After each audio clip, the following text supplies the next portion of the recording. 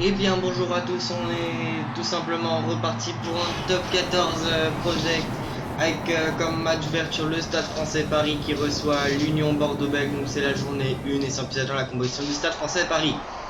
Basile Kakovin, Latou, Paul Allo, Emile, Paul Gabriel, Guillaume Maestri, Pablo Matera, Sekou Makalou, Kremer, Arthur Kovin, Nicolas Sanchez, Jonathan Dantigal, Ficou, Leinster, Etienne, Nevalou et Telousa Venou. Composition de l'Union Bordeaux-Bègles, Poirot, Menadier, Tamefuna, Cazo, Flancari, Motam, Roubat, Diabiel, Lesgourg, Jalibert, Lamera, Seteni, Lam, Cordero et Nance du coin. Stade Français Paris dont je suis le coach face à l'équipe d'El Phénoméno, l'Union Bordeaux-Bègles, et c'est parti avec un premier ballon capté par Cyril Cazo et l'en avant directement avec la récupération de Pablo Matera. Coville pour la chandelle. Avantage terminé. L'arbitre qui signale que l'avantage est terminé. Gabriel peut-être pour le premier essai. Non, il est bien plaqué. Et tiens, avec Matera pour Jonathan Danti qui avance. Je peux passer à Gaël Ficou pour Paul Gabriel. Coville avec Leinster et tiens pour Danti au premier essai. Déjà dans cette rencontre inscrit par Jonathan Danti. Premier marqueur de ce top 14 édition 2020-2021. Jonathan Danti qui donc marque le premier essai du Stade Français Paris, qui débute très bien leur rencontre. Et Nicolas Sanchez pour la transformation qui va passer. Ça fait 7-0 pour le Stade Français Paris face à l'Union Bordeaux-Bègles. Mathieu Jalibert pour le renvoi et les Bordelais qui vont devoir réagir, eux qui ont été premiers la saison dernière avant l'arrêt à cause du coronavirus. Et ben commence mal face au dernier. Et oui, le Stade Français Paris était dernier, il me semble, avant la crise sanitaire. Là, ils ont l'air de bien repartir alors qu'il a failli y avoir une interception là, à part d'un Bordelais. Gabriel avec Sanchez qui va dégager loin devant et plus de couverture. L'arrière Keynance du coin n'était pas replacé et du coin qui peut dégager loin devant sur Jonathan Danti. Danti avec Matera qui avance, hein. Il fait très mal l'Argentin. Latou avec Coville. Coville aussi, il est pas mauvais en ce début de match, il casse de plaquage mais il est bien plaqué. L'arbitre qui ne dit rien, Latou et passe en avant le joueur du Stade Français Paris, et du coup ça va être une mêlée introduction. Coville pour Lesgourg pardon pour l'Union Bordeaux-Bègles. Et une grosse poussée du pack bordelais avec des deux côtés des recrues qui sont arrivés pendant la période estivale, alors que la Cordero qui crochette. C'est Euteni, bien plaqué, dommage pour lui qu'il n'ait pas réussi à passer sur l'aile, mais Lesgourg qui envoie, et non c'est Jalibert qui peut dégager sur Venou, l'une des recrues de ce Stade Français Paris, Telousa Venou en provenance de Leicester, alors que là en avant de Coville. On va faire un point d'ailleurs sur les recrues dans cette rencontre qui sont arrivées, en tout cas qui sont sur la feuille de match. Donc côté bordelais, on a Ben Tamefuna en provenance du Racing 92.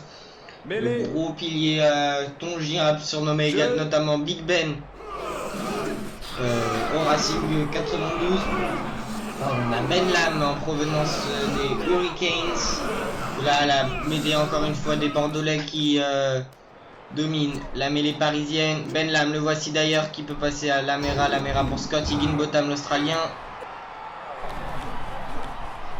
Ben Tamefuna qui avance et qui fait parler toute sa puissance. On a également Maxime Lamotte en provenance de l'Aviron Bayonnais.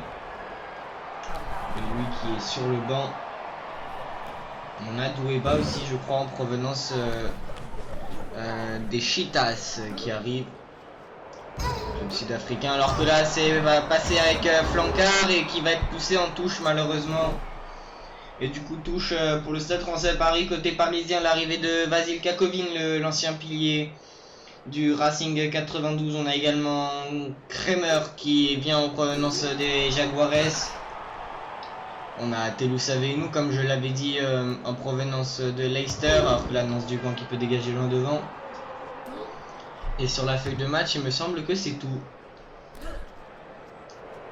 Et là, Jalibert qui se fait bien plaquer. En tout cas, le programme de la soirée, donc après Stade Français Bordeaux. Donc le match est sorti normalement vers 19h40, non 19h, c'est ça. Avantage. Parce que la passe en avant un peu invisible. Vous aurez la rencontre entre le Montpellier Héros Rugby face à la section paloise. Mêlée. Jeu. La rencontre également à venir, alors que le choc du dimanche soir sera bien évidemment le derby entre Clermont et Toulouse. Remake de la dernière finale du top 14, et cette fois-ci les Parisiens qui ont conservé ce ballon même s'ils étaient encore un peu dominés. Nicolas Sanchez qui n'arrive pas à faire la différence. Coville qui est bien plaqué. Gabriag avec Allo Emile qui avance. Dommage que les Bordelais n'arrivent pas à mettre en place leur jeu, parce que c'est un match assez plaisant quand même, alors que là Kremer, l'Argentin qui se fait bien plaquer, et la sirène qui va retentir. Mais là faut la jouer, ça va jouer avec ce tennis, et non, dommage qu'il dégage moins devant au pied. Parce que je pense qu'il avait très probablement les cannes d'y aller, et là vous savez, nous qui commande en avant, et attention, c'est pas fini alors. Et si les Bordelais marquaient sur cette action avec Roumat pour Higginbotham, bien plaqué. Benlam pour Diaby qui était passé, mais il a préféré faire la passe, et ça va être fini. Voilà, fin de cette première période sur ce score de 7-0 pour le Stade Français Paris, qui ont la possession. Je ne pensais peut-être pas qu'ils allaient avoir la possession, mais ils l'ont. Et il mène d'ailleurs 7-0 à domicile grâce à un essai, je vous le rappelle, de Jonathan Danty à la 5e minute de jeu. Et là le grattage de balle immédiat de la part des Bordelais. Et là ça va jouer avec Jefferson Poirot qui a annoncé qu'il prenait sa retraite internationale. Alexandre Roumat qui avance bien. Ben Tameifuna qui avance. Ben Tameifuna encore qui se fait plaquer cette fois-ci. Ça envoie à gauche, il y a peut-être quelque chose à faire. Non, ça y est tout seul du côté d'Alexandre Roumat. Benlam qui se fait casser des plaquages. Diaby pour Roumat, très actif, la 3e ligne avec Scott Higginbotham et l'essai. Et c'est pour l'Union Bordeaux-Bègles, inscrit par le numéro 6, Scott Higginbotham, l'Australien de la formation Bordeaux-Bèglaise. Et la transformation à suivre pour Mathieu Jalibert, elle est assez compliquée quand même, mais ça va passer. Ça fait 7 partout après 48 minutes de jeu dans ce premier match de ce top 14 saison 2020-2021 entre le Stade Français Paris et l'Union Bordeaux-Bègles.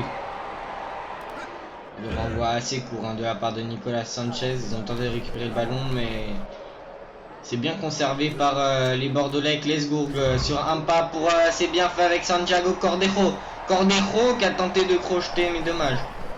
Il est bien plaqué. Poirot avec Yann Lesbourg. Lâché. Ça y est, les Bordelais mettent enfin la main sur le ballon et produisent enfin du jeu. Scott Higginbotham encore une fois avec Poirot. Ouais, on casse un plaquage, mais on recule quand même du côté d'Alexandre Flancard. Cordejo qui va créer un maul qui ne va pas avancer. Faut sortir le ballon, sinon ça sera très probablement une mêlée. Diaby qui saute la passe pour Benlam avec Lamera pour Mathieu Jalibert pour Roumat pour Benlam. Quelle action, et si ça va au bout ça serait totalement mérité, mais il est bien plaqué Benlam. Et la grosse défense d'ailleurs de Telou Savenou qui va gratter ce ballon, mais qui lâche son ballon. Mais les Parisiens qui arrivent quand même à conserver ce ballon. Maestri avec Coville qui va dégager, mais elle est rentrée, et du coup ça va être une touche pour les Bordelais. Ah non, d'accord, bon bah autant pour moi, je pensais que les Parisiens l'avaient rentré, mais non. Et du coup le lancer à suivre qui est capté par Mamadou Diaby. Avec Higginbotham qui fait un très gros match en plus de son essai. Caso Avantage. et la passe en avant qui était à destination de Scott Higginbotham. Est-ce que les Bordelais vont continuer à dominer la mêlée parisienne dans cette deuxième période? Jeu. Réponse tout de suite.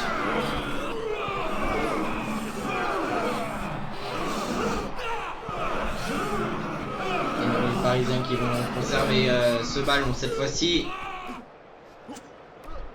Avec Sanchez pour... C'était Etienne pour le numéro 8 parisien. Qui était Sekou Makadou, placé en 8. Jonathan Danty. Lâché. Allons-nous assister à un match nul pour ce premier match de top 14.